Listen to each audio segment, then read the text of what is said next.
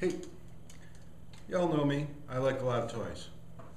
So there I was at the gun show, and there was a guy selling helicopters. We've all seen them. These little ones that fly, and they got remote controls. Usually guys flying them around. Anyway, I bought one. And actually, later on I bought another one. But anyway, I thought I'd give you a quick review on these in case you ever want to buy one. The first one right here, the one I bought at the gun show, I got screwed on. I paid 40 bucks for this with the remote control. Came in a real nice box. This is a Talon V3.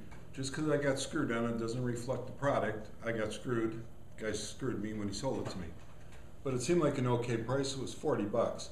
You can get these for around 20 bucks, 25 bucks shipped, whatever. But anyway, this Talon V3, and it's from Team RC. I got this thing, I flew it. This thing flew great. I can't tell you how many times I flew it. I probably have 100 flights on this thing. It's got a remote control. The remote controls are infrared. They work very well in-house. They're not made for outside. But anyway, it's gyro stabilized, which means you take off and this thing doesn't go all crazy on you. It pretty much does what you expect it to do. I mean, it flies real nice. I wish I could fly it, but I can't right now. But anyway, after about maybe 100 flights, and let's just say a flight is 6 minutes, so that's 600 minutes. That's a lot of hours of flight time. You know what I mean? I don't feel screwed. I got my money's worth. Anyway, one of the little motors inside of it, it's got these little tiny motors, it gave up. So after researching on the internet real good, I found that the highest rated one was this one from SYMA, and it's an S107G, and I bought this on eBay, and it was $19. Free shipping if you had $25. So I ordered some extra parts for it to bring it just over 25 bucks, so I got free shipping on it. It had a real nice rebuild kit, you know, that I bought extra for, I don't know, $5 1/4 or something like that, just to get over the $25.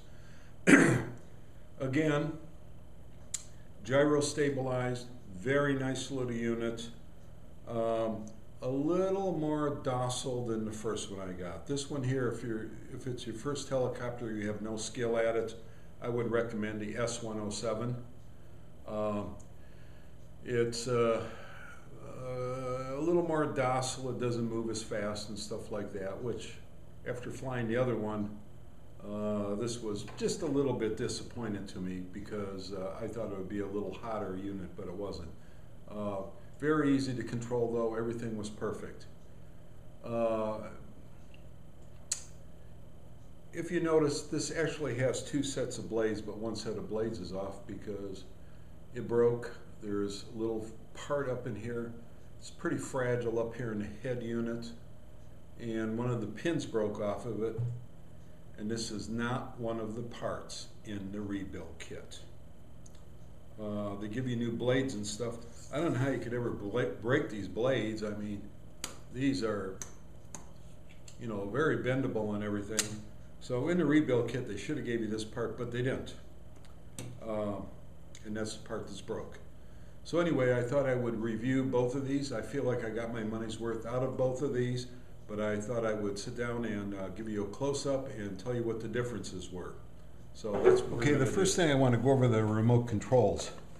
This is the one from the Team RC, the Talon V3 or whatever it was, V2, V3. The remote control looks cheesy. It's got a cord inside that you plug in the helicopter to charge it if you want to charge it from the batteries. Both of these helicopters have USB charge adapters, so there's no reason to run your batteries down in your remote control unless you're somewhere where you can't get the power. Although this looks cheesy, you can set the rotor speed right here, so you can hover with your hands off. It has these button tops, and I really don't like these all that well, but it works fine. The one thing it does have is it's got the trim here right on the side. So you can trim the helicopter right on the side here while you're flying. It's convenient. The one from the S107, although it's a much cooler looking unit, it also has a, I don't know if it's got a damn charger with it or not. I think it did. Oh yeah, here it did. Yeah, over here on the side, the little charger wire pulls out if you want to use it. Spring loaded. So you can't hover and take your hands off to scratch your nose for a minute or anything. Although it's a much cooler looking unit and the controls do feel better on it. Remember, it's spring loaded and the trim is over here. So it's not like on the Team RC one where you just take your finger and trim it on the corner. You have to physically go over to it to trim it. Both of these are infrared. They both work equally as well. Although this one looks cooler, I actually prefer this one. I wish this one had the sticks like this, or this one had the trim up here. So them are the differences. I'm going to call these equivalent. They both have little flaws, but they're good. Okay, let's talk about the helicopters a little bit. Remember, this one here is supposed to have another set of blades. There's a lot of videos you can watch on the internet and it'll show it. But let's talk about the helicopters themselves. If you notice, the Team RC one is a little more robust. This one here is a little bit lighter, a little bit smaller, not very much. I'm going to have to call them about equivalent. This one here, well, actually, I should put this over there with that one, huh? The S107 compared to the Team RC. They both use these little dinky motors inside. You can, I don't know if you can see them. I'll do a close-up here. Here's the little dinky motors. One of the differences in handling is the Team RC, this one here, is a lot hotter unit. I mean, this thing will move. One reason is probably in the tail rotor. You see the little tiny motor on the S107 and the Team RC one. It's got a little bit bigger motor. Oh, it's also got a little light on it too, which makes it kind of cool. Anyway, I'll get a close-up on these before we're done.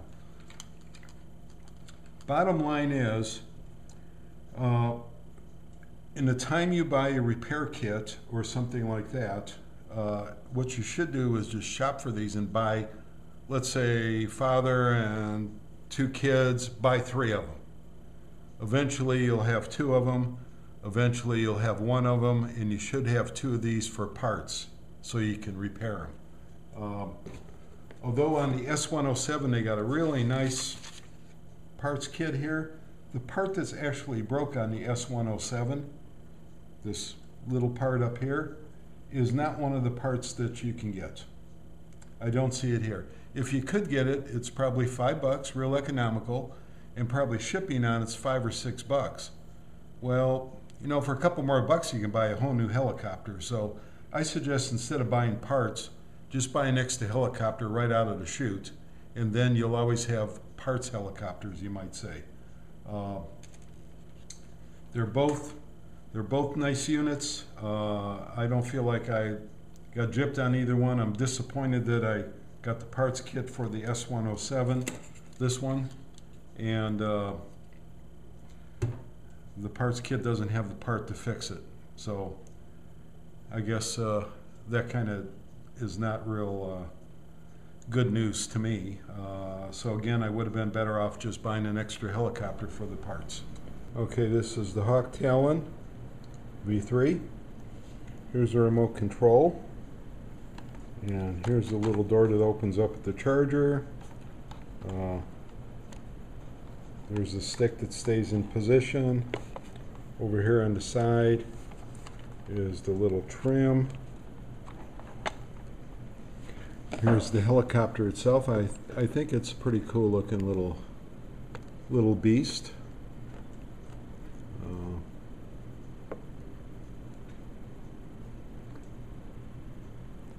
show you it. There's the bad motor I got pulled out of it right now. Maybe I can steal one out of the other helicopter and fix this one. I don't know. I don't know if they're going to be the same. But anyway, pretty nice little rig. And here's the S107.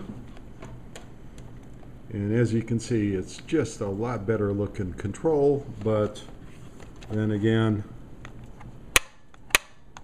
that thing ain't gonna hover unless you got your hands on it. And here's the trim. And that little charging cord pulls out of the back over here. But we don't use that anyway. Here's the S107. Very nice looking unit again. They're both very nice looking. A lot of little steel in it. Back rotor. You can see the little motor right there, a little white thing. That's one of them, and I don't know if we can see the other one. Here. Yeah, okay. Yeah, there's the other one. Up there in front, right there. There's one motor for each set of rotor blades, but in this case, we have a set of broke blades. So, putting them side by side, you can see that there is a little difference.